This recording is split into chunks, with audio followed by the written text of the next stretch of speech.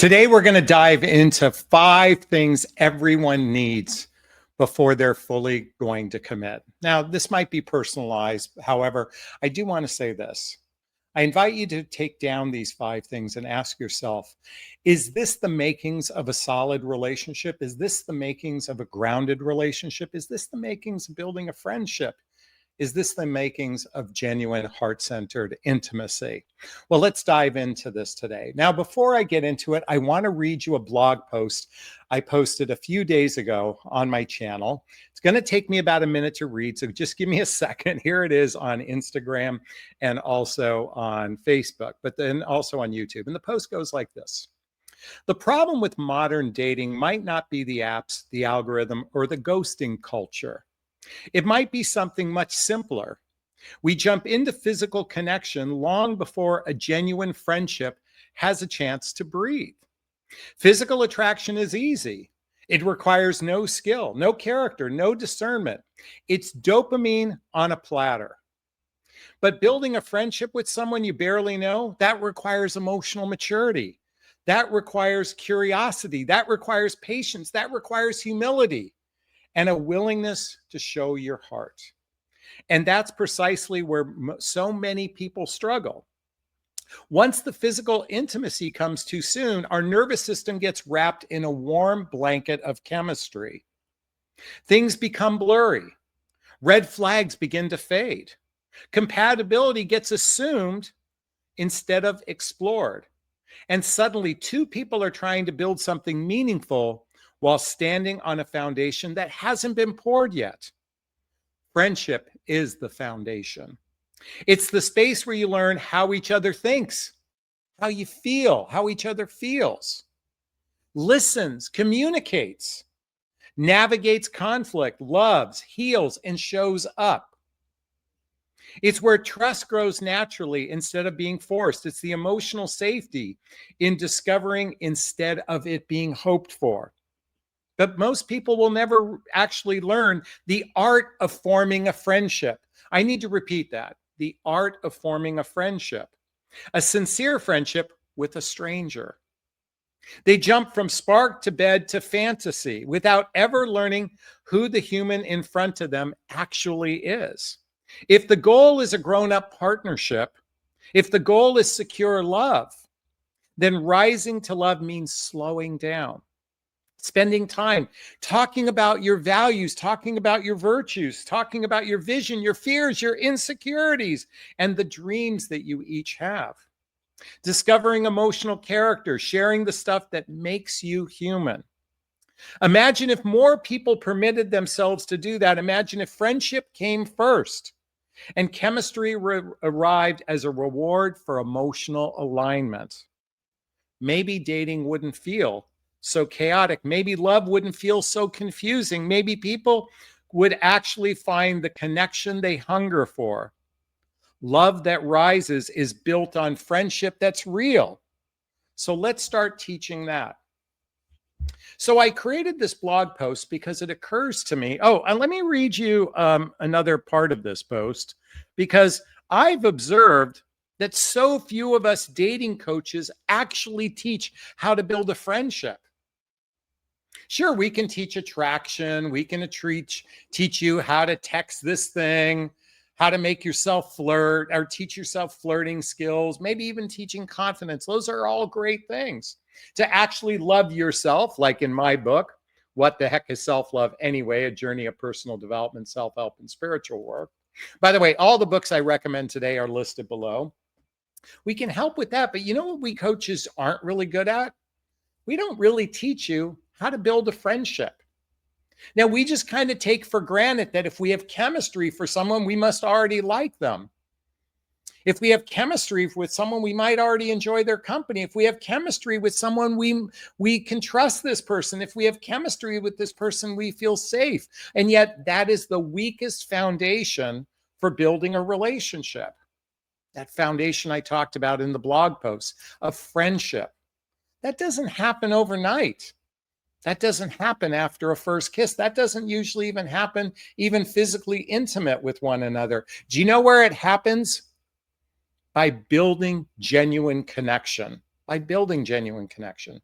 So as I said, I'm going to share 5 things everyone needs before committing to someone. Now, I am talking about a heart-centered, healthy, secure relationship, a heart-centered, healthy, secure relationship, because the reality is many people find themselves in unhealthy, insecure relationships. If you're not familiar with the work of the Gottmans, I recommend writing it down. If you haven't read Harville Hendrix and Helen Hunt's book, Getting the Love You Want, if you haven't read Attached by Amir Levine, Rachel Heller, if you haven't read Learning Love by Thais Gibson, if you haven't learned Wired for Love by Dr. Stan Tatkin, these would be fabulous books to understand how we oftentimes fall in love. We fall in love. It's an involuntary thing, and it's usually driven by lust or limerence, not genuine friendship. Friendship takes time to build. Please forgive me. I might seem agitated, but I'm excited about wanting to talk about this because this is where I want to lean into. How do we rise up to love? How do we rise instead of fall? And my hope is by sharing these things with you, you will actually, and I invite you to grab a pen and paper right now, you will actually experience something that's from the heart that actually develops friendship with another person. I want you to think about this for a second. I want you to ask yourself, can you say to this other person you're with, I like you like you? I mean, I like you, or I like you. I want you to think about that, liking someone, enjoying someone's company, really enjoying it, not because you're trying to impress yourself, not because you're trying to prove yourself, but you genuinely enjoy this person's company. So what are these 5 things we're talking about? Well, the first one, and by the way, this is no particular order, but the first one is emotional safety. The ability to be your unapologetic self without fear of judgment, where the truth is welcome, not punished. Let me repeat that for a second. Your unapologetic self, meaning you can be your genuine self, warts and all. The good, the bad, and even the ugly.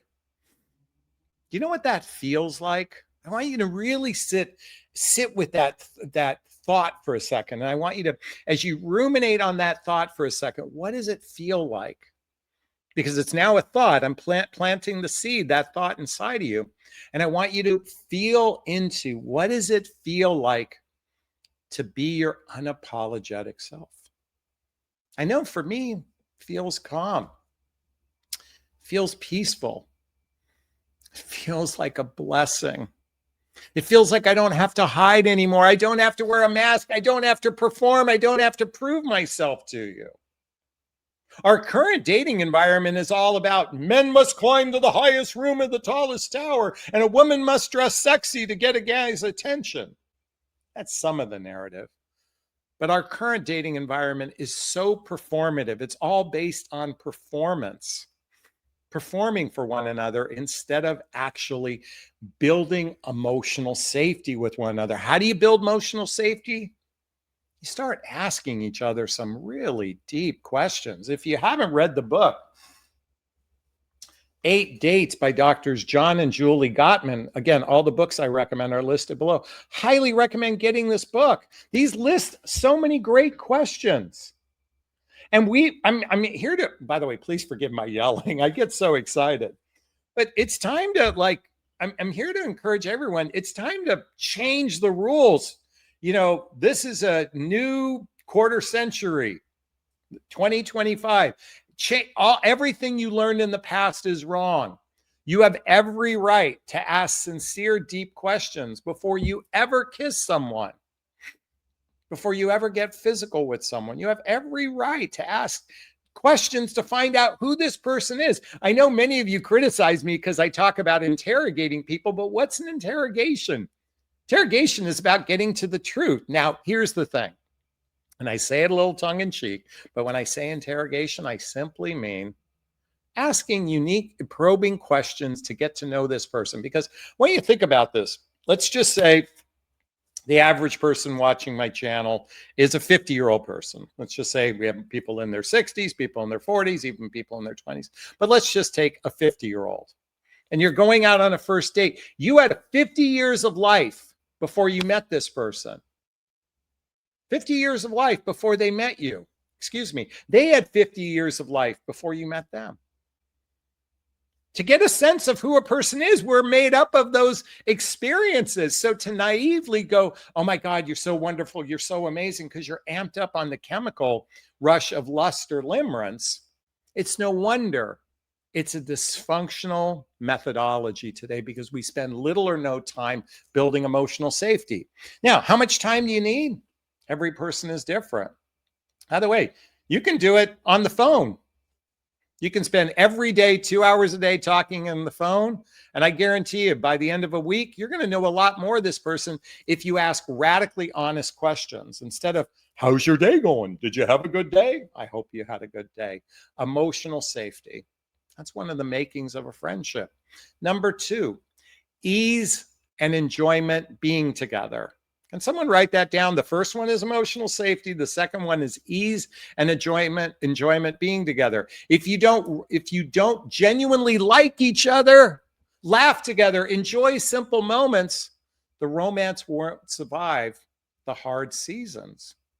The romance won't survive the hard season. If it isn't easy to be with this person, if you're not enjoying each other, and I don't mean the amped up, I want to jump your bones, enjoy each other. I'm talking about, I mean, it's a little too early in the dating process to go grocery shopping together, but can you navigate grocery shopping together? Can you can you even walk to the grocery store together? Can you drive together? Oh, by the way, driving is a great one. Spending several hours in the car with someone, just talking, because you are in an environment where you get to talk. Are you sharing a bit about your past? Are you enjoying the communication with this person? I want you to sit with this for a second. I want you to, by the way, I'm going to ask everyone a question, okay? I can't tell you how many times as a coach. And by the way, if you need support coaching, check out the links below to schedule a discovery call with me to see if working with a coach is right for you. So I want to share something with you. I've interviewed women, not interviewed, but I've had women hire me to do an autopsy on their past relationship. They fill out extensive questionnaire about the guy, and I give them some perspective on the relationship. And what's fascinating to me, they might have been dating someone for 3 or 4 months. They're heartbroken because the guy ended the relationship. And I said, I'll ask, were you really good friends with him? Did you really enjoy his company? And it fascinates me. 8 out of 10 times, the answer is no. They didn't really even like the person, but they are strung out most of the time because we take it personally when someone rejects us, or not rejects, but chooses the end of the relationship. But I want you to sit with the question. Ask yourself, in your past relationships, did you sincerely feel at ease? Did you really enjoy their company? And did you feel emotionally safe? Number 3, hours of honest connection. Hours of honest connection. Hours of honest connection. Friendship grows through the time spent, through shared stories, shared values, fears, dreams, long before sex or chemistry confuses everything. Hours and hours of conversation. That's how you build friendship. Think of the people that are already in your life friends. Were they friends on the first time you met them? Probably not. Were they friends after the second time you met them? Maybe not, but I'm sure many of you had an experience where you met someone and you go, wow, you had an affinity for them. And then you'd hang out together and spend a little more time. You spend a little more time, you share a bit about your life. Why is it we do that with casual friendships, but in romantic relationships, we're fearful to talk about the past. We're fearful to ask probing questions. Why? Because we weren't taught this shit growing up. I'm sorry, we weren't taught how to build friends with someone. If you haven't read the book, where is this book? Oh, by Malcolm Gladwell, called Talking to Strangers. Now, I'm going to tell you something. You could probably Google this book, Talking to Strangers. You could Google this book. And Probably go on YouTube and find everything you need to know. It's a thick book. But why am I talking about this? Because we're not good at talking to strangers, probing, finding out questions, learning to trust our intuition. How do we build friendship? It's through hours of honest connection. Did you hear the word honest? I don't care if you're a man or woman watching this. This is what is required, whether you're a woman seeking a relationship with a man seeking a relationship with a woman. Honest hours of honest conversations before you get the chemical rush going. But Jonathan, I'm a woman and I'm told to just sit in my feminine energy and let a man lead. And if we don't have chemistry, it isn't going to work out. Folks, if you haven't figured it out by now, chemistry is not the best indicator of relationship success. Friendship is the indicator of relationship success. Emotional maturity is an indicator of relationship success. Shared values, shared vision, lifestyles that are blendable with one another puts things, and certainly someone's character. Do their actions match their words? Are they genuinely kind? Do they genuinely build trust? These are some of the more important things to evaluate when it comes to a relationship. Do they seek to always be right? Are they clear about commitment? Let me say that. Write this down. Are they clear about commitment? People that are not clear about commitment act very wishy-washy. They're uncertain, and it creates havoc on the nervous system, as I was talking about previously. Number 4, align life vision and daily rhythms. Okay, aligned life vision and daily rhythms. Commitment requires more than feelings. It requires two lives harmonizing instead of constantly colliding with one another. I want you to sit with that for a second. Align life vision and daily rhythms. Ultimately, if you want a life partnership-based relationship, if you want a cohabitative type relationship, then your lifestyles have to, as I said before, blend with one another. Your rhythm has to be the same. You enjoy going grocery shopping together. My beloved and I passed the grocery shopping test a while back. It's interesting. We hadn't really ever gone genuine grocery shopping for months until our relationship got a little bit more cemented. And it's that simple thing.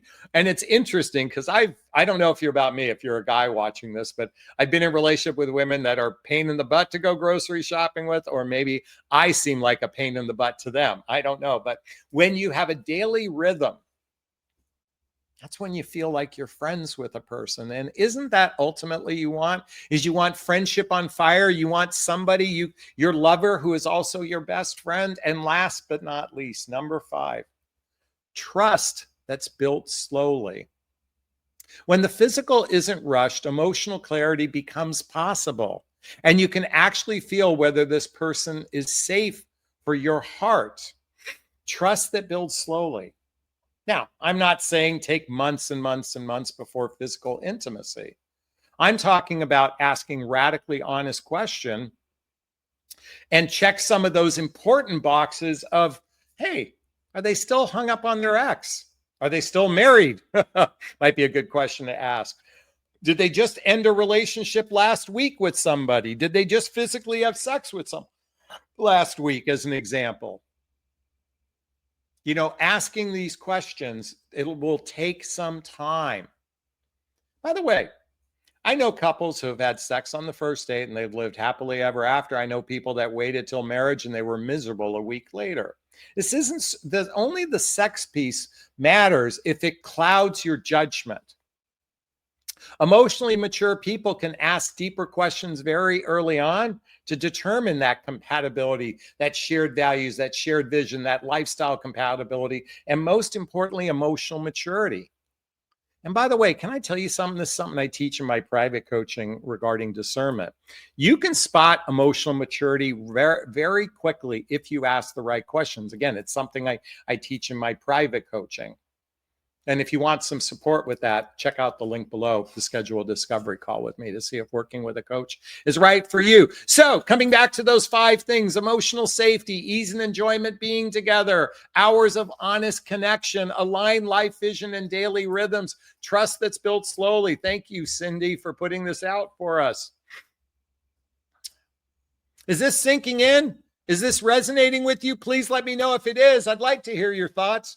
Post a comment below. I do my best to read them all in the first 24 hours. As always, if you find value in my videos, please hit that like button. Please share this video. Please subscribe to my channel. Hit that notification bell so you can be notified of new videos. And if you want to connect with me directly, hey, there's links below. Schedule a discovery call with me to see if working with a coach is right for you. There's a link to join my group called Midlife Love Mastery. There's links to follow me on social media. There's links to even get my dating vows and join my mailing list, all listed below.